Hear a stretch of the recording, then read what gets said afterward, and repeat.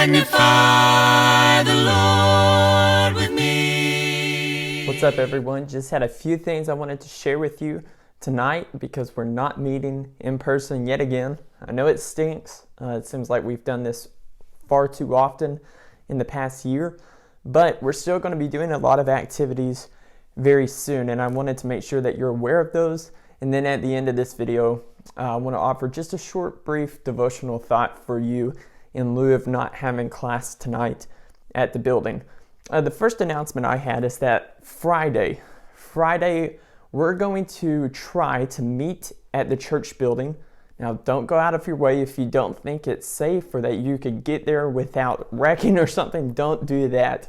But if your parents don't mind taking you, or if you feel like you're comfortable driving on these roads, then we're going to try to meet at the church building at 1 o'clock on Friday. And what we're going to be doing is shoveling snow and trying to clear the sidewalks and some of the parking lots and making sure that members feel safe to come Sunday, and especially feel safe to come Sunday for our 39er banquet as well, which is on the front side of the youth center. So we're going to be clearing a lot of things. So if you have a shovel, if you have a rake or a scoop or some sort of snow moving object or tool, bring that. We're going to try to go Friday from 1 to 4. Friday from 1 to 4. So dress warm, wear shoes that you don't mind getting wet or snow on. Bring a rake, a shovel, something, and we'll get to work for a few hours moving snow because it doesn't look like it's going to all melt come Sunday. So we're going to do our best to make sure that people are safe coming to the building Sunday morning. The second thing that I have is that our 39ers banquet is scheduled for this Sunday. We pray that we could still have it then as scheduled.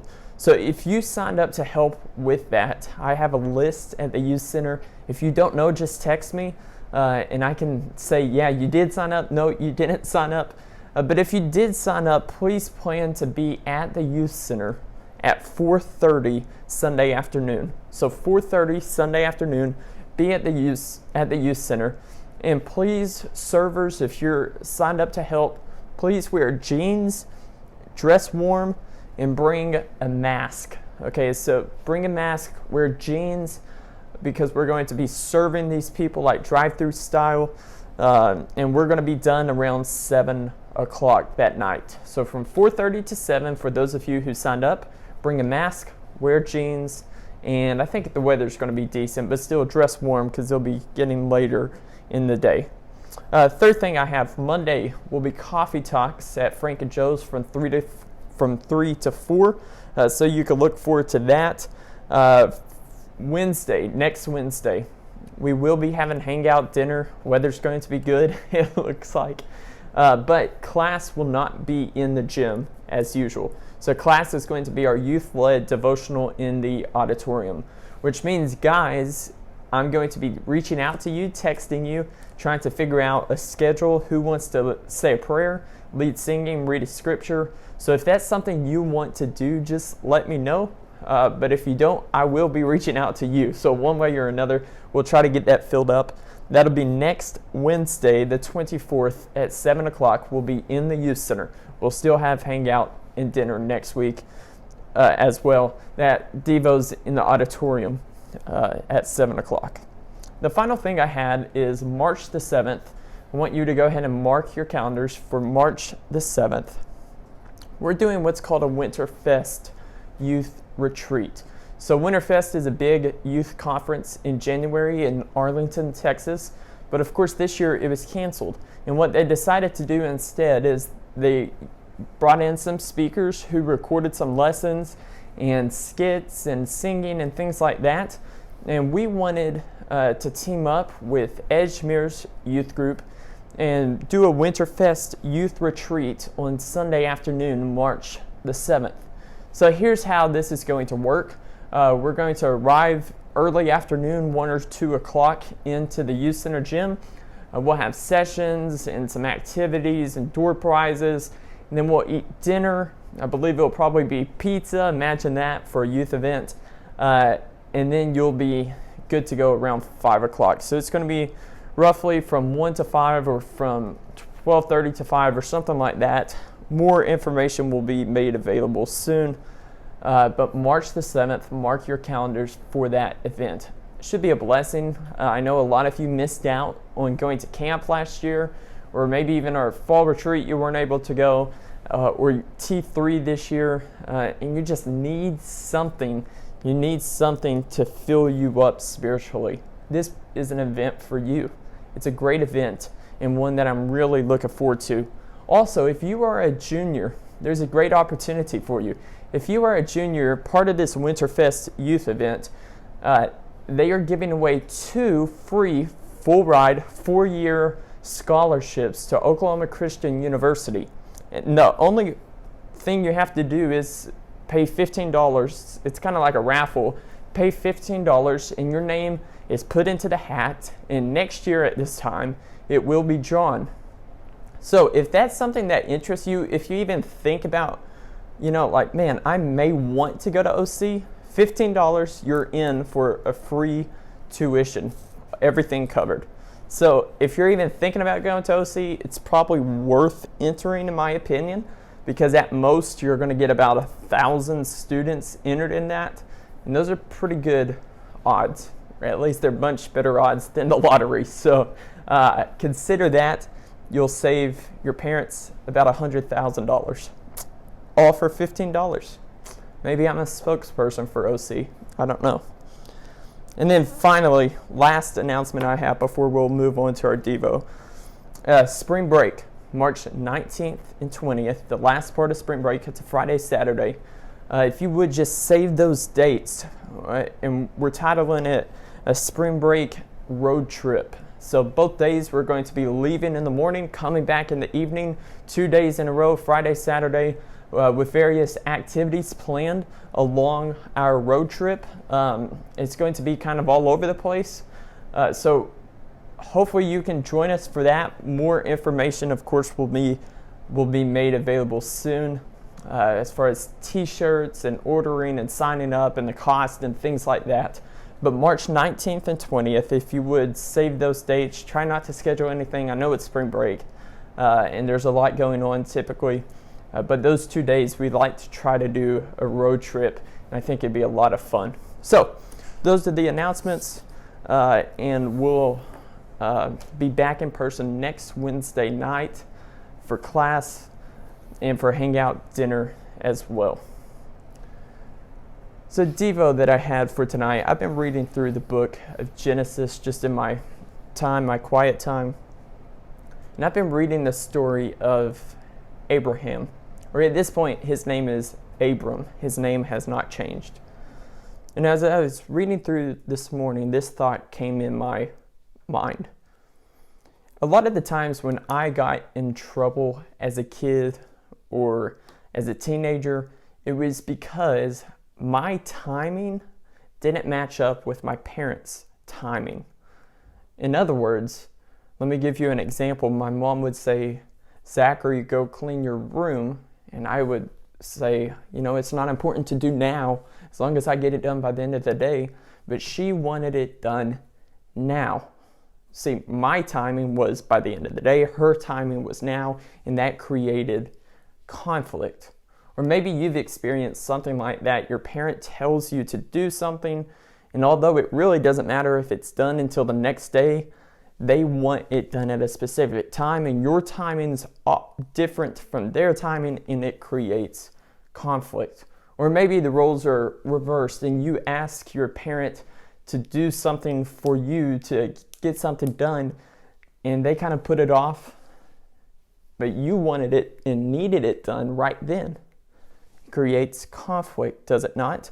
When your timing and someone else's timing don't match up, conflict occurs.